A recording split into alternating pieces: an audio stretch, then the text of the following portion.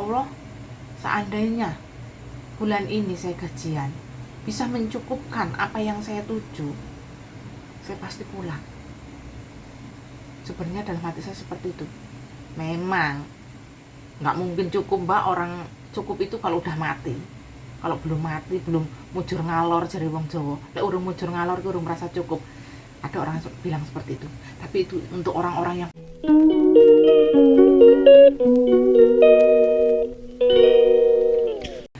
ya itulah, dalam kehidupan kita itu kita kadang-kadang merasa menyesal ataupun merasa bersalah atas diri kita, tapi kita tidak bisa berbuat apa-apa.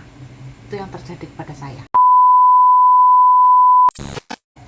Halo, selamat pagi. Jumpa lagi dengan saya, TKW Hongkong. Pagi-pagi jadi seorang TKW bangun tidur selalu ceria.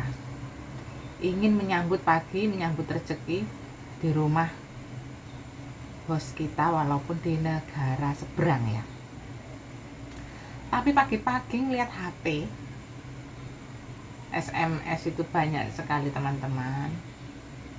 Pertanyaan teman-teman, tetangga, saudara. Masya Allah. Kadang-kadang kita bersyukur mereka sepertinya memperhatikan kita.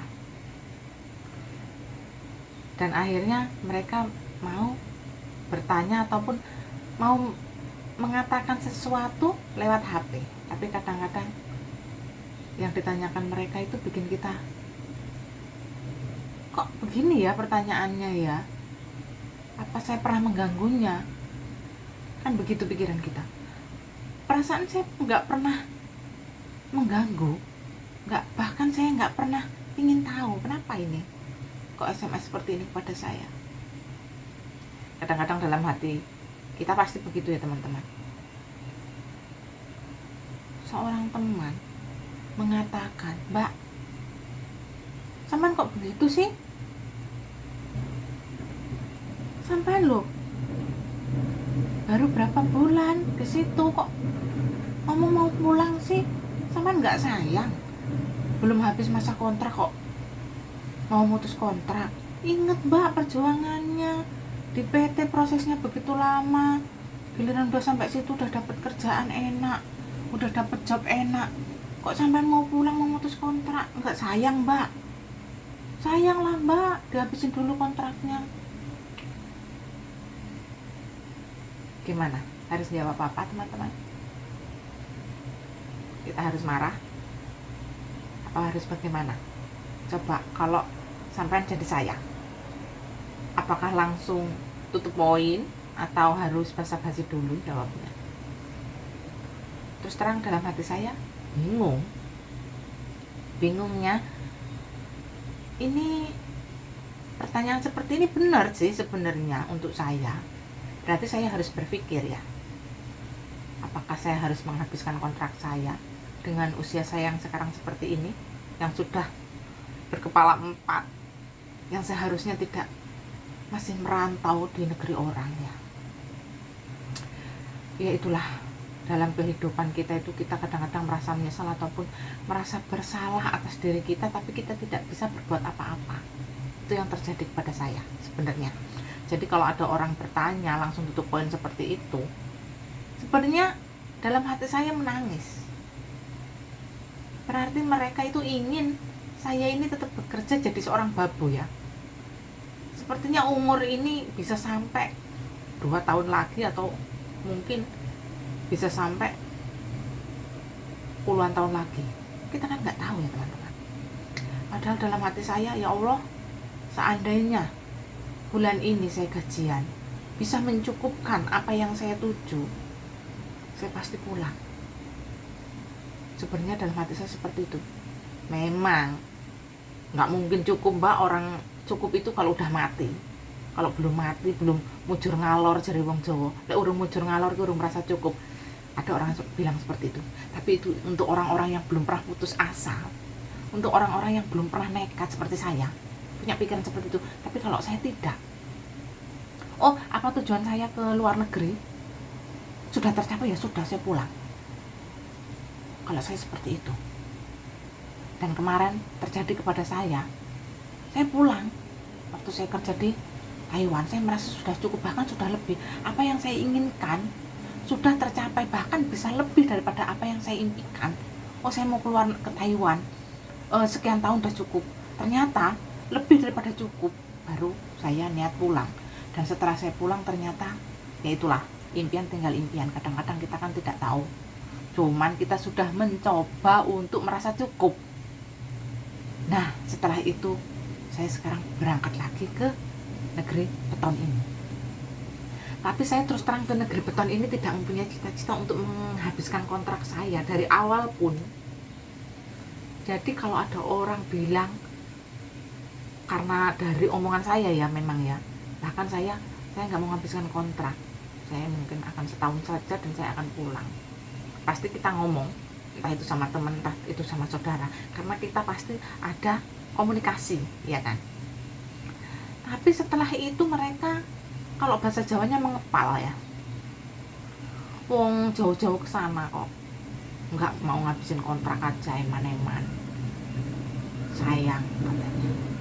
Berarti mereka sayang dengan masa kontrak saya, tapi tidak mengingat saya ini sayang dengan waktu saya yang sudah tua, yang ingin pulang beribadah, ya kumpul keluarga, anak-anak yang bertahun-tahun saya tinggalkan. Mereka tidak merasakan itu ternyata. Itulah kadang-kadang ya teman-teman, ini curahan hati saya teman-teman. Mungkin di sebagian atau mungkin banyak daripada teman-teman TKW yang mendapatkan SMS bangun tidur itu ngeliat HP pasti ya.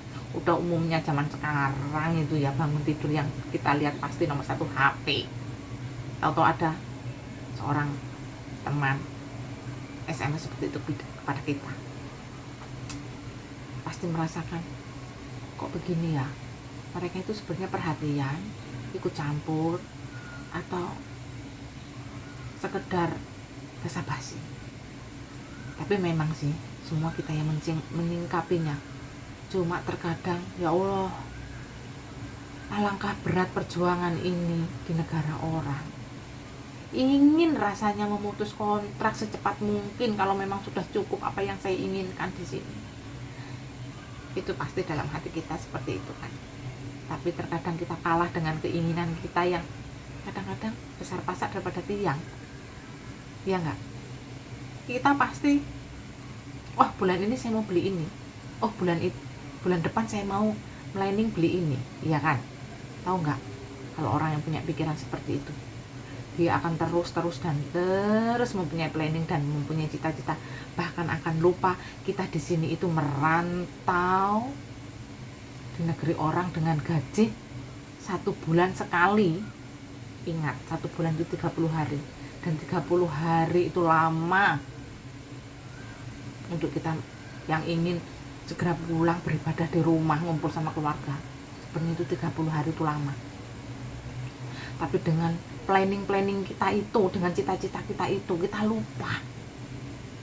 Saking kita ini terhipnotis ya bahasanya ya, terhipnotis oleh gajian saya segini sebulan, jadi kalau saya sebulan beli ini bisa, bulan depan saya beli ini bisa. Itulah keserakahan kita sebagai manusia yang kita tidak merasa bahwa kita itu serakah. Saya sudah merasa bahwa saya ini serakah teman-teman. Selama ini saya sudah serakah. Kalau bahasa Islamnya katanya kufur nikmat ya. Terus terang saya sudah mulai merasa seperti itu dalam hati saya sekarang ini. Ternyata saya sudah kufur nikmat selama ini. Bahkan yang diberikan dari saya pulang dari Taiwan itu sudah lebih daripada cita-cita saya. Tapi ternyata saya masih merasa belum cukup. Sekarang saya lari ke negeri beton ini.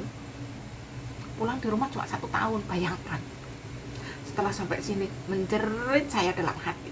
Ingin rasanya saya pulang langsung seketika. Tapi dengan kontrak itu yang menghalangi saya, dan masa potongan dari PT yang harus saya bayar.